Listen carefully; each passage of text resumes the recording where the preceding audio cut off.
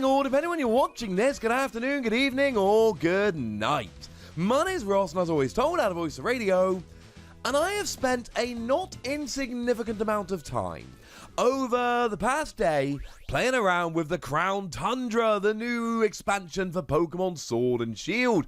Second of two. We went and bought the expansion pass a while ago. We got the Isle of Armor. I've done my review for that. I'll pop a link in the description. Now we've got the Crown Tundra, and this is going to be a spoiler-free review. But to be clear, when I say spoiler-free review, I mean I'm going to be talking about stuff that was revealed beforehand and early, fairly non-invasive stuff. There are a couple of cool surprises. We will not be going into them, but I cannot keep it 100% spoiler-free. That would be, well, that would be impossible, ladies and gentlemen. What I will say is, if you want the very, very quick, absolutely no spoilers whatsoever, here is just some footage of the very beginning of the DLC. It's good. It feels really open world. There's lots of new Pokemon. The story kind of main mission stuff is really fun and satisfying, and I like it. Highly recommended. Let's dig into it a bit more, shall we? Now, of course, the weird thing about the Crown Tundra is, generally speaking, you've either got it or you haven't. This is the second part of a two-part DLC that was only sold as a pack of 2 DLCs. So, either you bought it for the Isle of Armor and hey, you've got it, or you didn't buy it for the Isle of Armor and you probably haven't got it now, but maybe you're sitting there waiting to see both of them in one before you make the decision. Personally, I am delighted that I went and got the DLC, and I just hope they're planning more of it. And to be fair, I'm fairly sure they haven't actually completed the National Dex yet, so there is room for a third piece of DLC to do that, if that's the kind of thing that you're into. Now, the entire DLC, the whole point of the DLC is it's all about legendary Pokemon. We were told in advance that we would be following the story of Calyrex and following a little bit of a mystery, but it really is all about legendary Pokemon. So there's basically 3 things you're trying to do in the DLC. First of all, you've got the Calyrex missions, and I really don't think it's a spoiler to say that's all leading up to catching Calyrex, obviously. You've got the Regis. Now, we were shown Regieleki and Regidrago before the DLC came out. We knew that they were coming and they are featured, but we also knew that they were connected to the other Regis who do make a triumphant return, which is rather wonderful. And then you've got the birds. The legendary birds. We knew that the Gen 1 legendary birds, your Articuno, Zapdos and Moltres, we knew that they were coming back with new Galarian forms, and they are back here as well. And as a lot of people suspected, tiny little minor spoiler, they are kind of like the roaming Pokemon we all assumed that they would be, and that means that, well, fun times are going to be had. And that is the one thing, it's not really a negative about the DLC, but that is one thing you've got to bear in mind. The DLC, the main missions of it, are all built around catching legendary Pokemon. And if you're someone that has played Pokemon games, come across legendary Pokemon, etc., well, let's just say some of them take some catching. A lot of catching. You will get them down to 1 HP. You will paralyze them. And you will throw Ultra Ball after Ultra Ball after Ultra Ball after Ultra Ball after Ultra Ball after Ultra Ball and just not catch them. It reminds me very much of the end game of Alpha Sapphire and Omega Ruby, the remakes of Gen 3. If you've not played them yet, please go and play them, they're phenomenal. But there are an awful lot of legendary Pokemon from the first 4 generations, and beyond to be fair, that you can actually catch in those games. So the end game kind of goes on and on and on in terms of catching all of those legendaries. We got a similar kind of thing going on here. In terms of the main story, you've basically got those 3 branches with Calyrex, with the Regis, and with the birds, and that will keep you occupied for a little while. For anyone that's wondering, what you really need is some kind of paralyzing move. Paralyze over sleep because sleep runs out.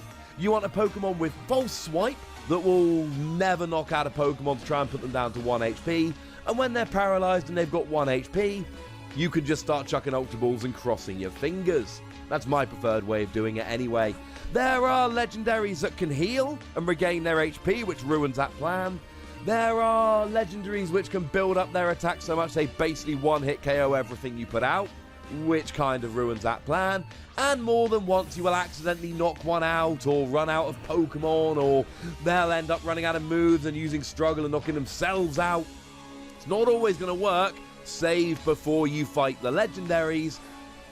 But that's the real feeling I get from the Crown Tundra. It feels like a Pokemon adventure where you're running around trying to catch legendary Pokemon, which is pretty much what it is. And bearing in mind, by the time we get there, you've been through Sword and Shield, and you've been through the Isle of Armor, and now you're coming into Crown Tundra, which is a culmination of this, by this stage, really quite large Pokemon adventure. You should be running around catching legendary Pokemon. Now, it's not part of the main story, but we do, and this is introduced very, very, very early on in the DLC, so I think we're allowed to talk about it a little bit.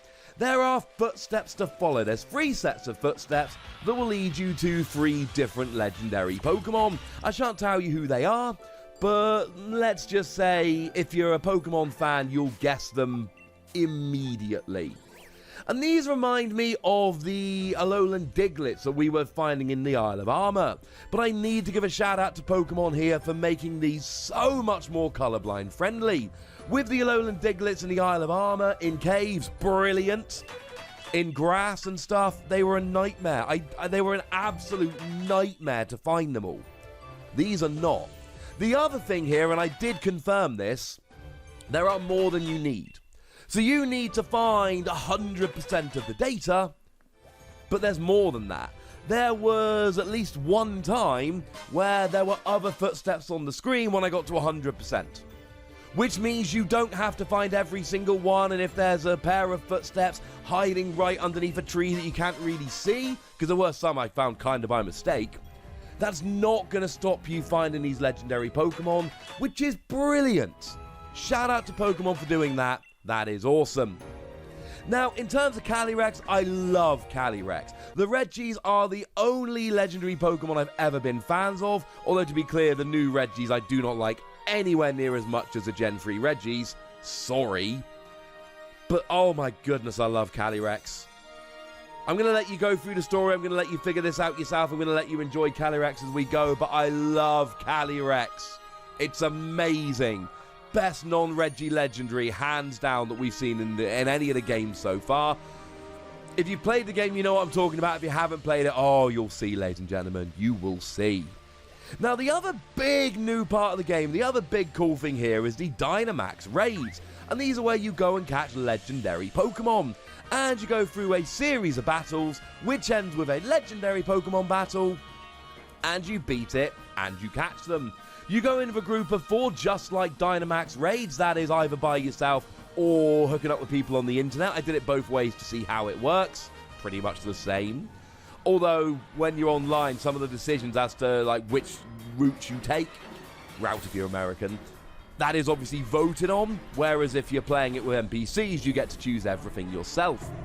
And it's kind of cool. You're using rental Pokemon here. You don't get to take your own Pokemon in.